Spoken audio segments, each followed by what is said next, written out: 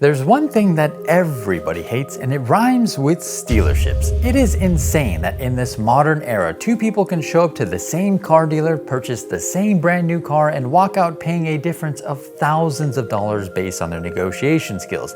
I used to sell cars, and I actually loved selling cars, but that's really what ruined it for me. Yes, I'm a little obsessed about this topic, but this time I actually have a solution to the problem. Believe it or not, I actually feel bad for some car dealerships, specifically the family-owned dealers, because the laws that were designed to protect them have failed miserably because small family-owned dealerships are pretty much dead. Yes, the whole idea of establishing laws in the first place was to protect these small businesses from being unfairly put out of business by larger corporations. At first, these large corporations in question were the car manufacturers, but today they are multi-billion-dollar dealer groups like AutoNation and Lithia, which each own roughly 300 plus stores and counting.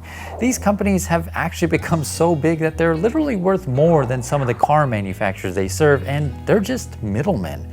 So not only do you and I have to put up with this terrible shopping experience, but there's literally no point to putting up with it. Since it's illegal for a car manufacturer to compete with a dealership by operating its own store or service center, it can be pretty easy for investors and dealer groups to just get in the business of acquiring as many dealerships as possible.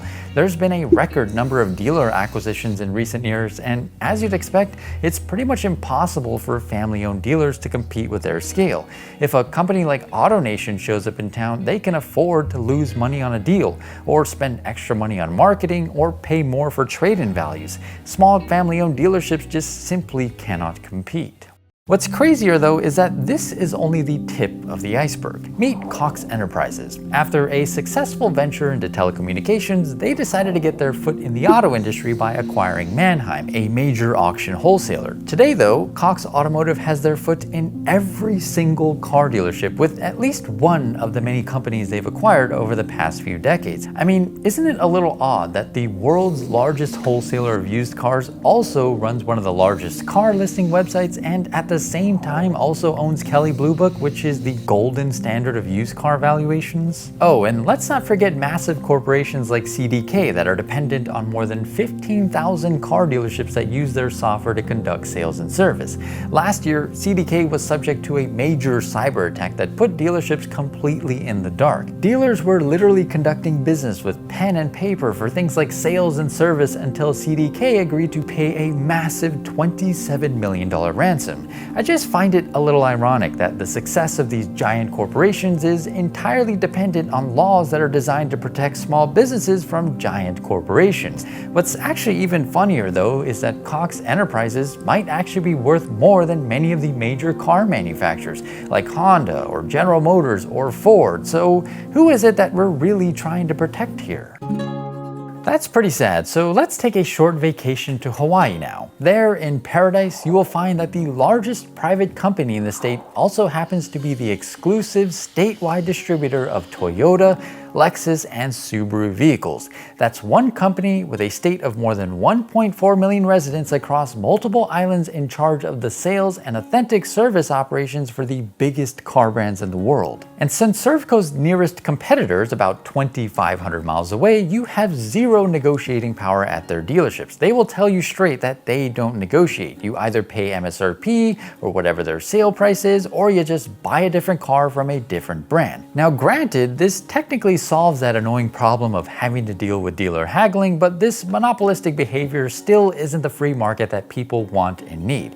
For example, you can't even lease a Toyota through Toyota in Hawaii, and instead you must work through a local bank, which is just incredibly expensive in comparison. For a consumer to be in paradise, they need to have access to a free market. If you want to buy a pair of Nikes, for example, you have the benefit of a free market. You can choose to buy directly from Nike, whether it's online or through a Nike retail store, or you can buy their apparel indirectly, such as through a third-party retailer like Nordstrom or Macy's. Since there's no law forcing Nike to exclusively use third-party retailers, it sort of becomes a privilege for a dealer to house the Nike brand. This is also how Nike has the power to set rules and control things like price. Now, when it comes to dealerships though, it's not a privilege to sell a certain brand's car. It's actually a right that's protected by the law. This right gives dealers the power to rip off consumers, and manufacturers just can't do anything about it. It's also why you only have the option to buy exclusively through a dealership, or more recently exclusively through a manufacturer like Tesla or Rivian. Tesla had to fight countless lawsuits just to be able to sell cars directly to consumers, but still to this day they are banned from selling in certain states because they refuse to follow that dealer model. Tesla has literally opened stores on tribal lands to avoid state laws banning direct sales, which is just insane. Tesla has never sold a car dealership franchise, so there's no car dealerships for them to put out of business, yet there's sort of state laws that are preventing them from opening up a store on that very basis. However, even though Tesla's direct-to-consumer model is highly favored by customers over the traditional dealership model, it's still not perfect. Sure, thanks to the internet, companies like Tesla have the benefit of easily selling cars online to anyone living anywhere and deliver them directly to a customer's doorstep. In certain regions, they can also set up small demo stores for things like test drives and even provide remote service to customers that are out of reach of a service center.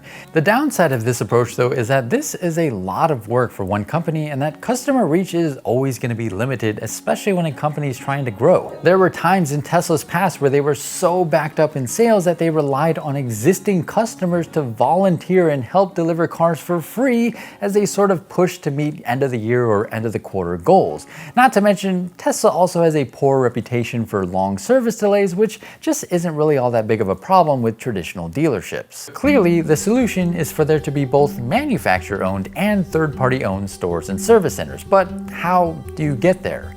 Since the problem lies at the state level, where we have inconsistent and outdated laws restricting consumer choice, we need a federal law to set the record straight, which I'll call the Consumer Freedom of Choice Act. This is the only effective way to fix the dealership problem. This legislation would need to very simply give all car manufacturers the right to sell and service vehicles directly to consumers. This means that you could choose to buy a car directly from the manufacturer, whether it be online or through a manufacturer-owned store or through a third-party dealer if you prefer. It would also mean for once that car manufacturers other than Tesla would be able to list a concrete price on their website, so you don't have to go out and call 10 different dealerships to figure out what the actual price of a brand new car is.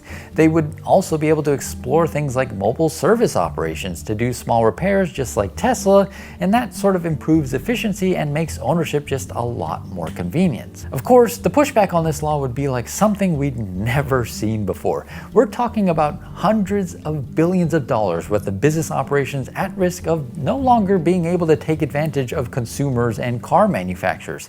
Every single car dealership, which is a part of the NADA, which is basically a union, would be doing everything to shut this thing down. Companies like CDK and Cox Automotive, whose existence is pretty much dependent on car dealerships, would probably pour record amounts of money to fight this law. However, at the end of the day, this isn't about protecting middlemen. It's about giving consumers the freedom to choose how they buy and service their vehicles. Oh, and also giving the car manufacturers that actually build the cars the right to sell and service the cars that they build. This would actually be a huge benefit for car manufacturers in terms of efficiency, cost, and profits. So even though it would be a major uphill battle, I wouldn't be surprised if car manufacturers actually supported this bill if it were brought to the table. Besides, I don't actually think that dealerships would completely disappear anyways. Manufacturers actually need dealerships, especially in remote areas. However, the power would shift from the dealer to the manufacturer, giving them a lot more control over the sales process and important factors like pricing. They could set rules for car dealerships like no more price gouging, and if they don't comply, the manufacturer could simply just do it themselves or find somebody else who will follow the rules. Ideally, we would also see some kind of uniformity amongst dealerships, and like a McDonald's or a UPS store, you wouldn't know whether or not you were at a company-owned store or a franchise store. There would be no weird, confusing dealership names, just Toyota, Honda, or Ford. Perhaps we could also see something exciting emerge, like a Car World superstore that houses every major brand under one roof. You walk in and it feels like a car show where you can browse every brand, but you can decide on location whether or not you want to buy a Corolla or a Civic, just like how you could choose between Adidas or Nike at Foot Locker. At the end of the day, the goal is simple. More choices, better prices, and a buying experience that finally puts the customer first, and I'm pretty sure that that's something most people can stand behind. With that, thank you so much for watching, and I'll see you on the next one.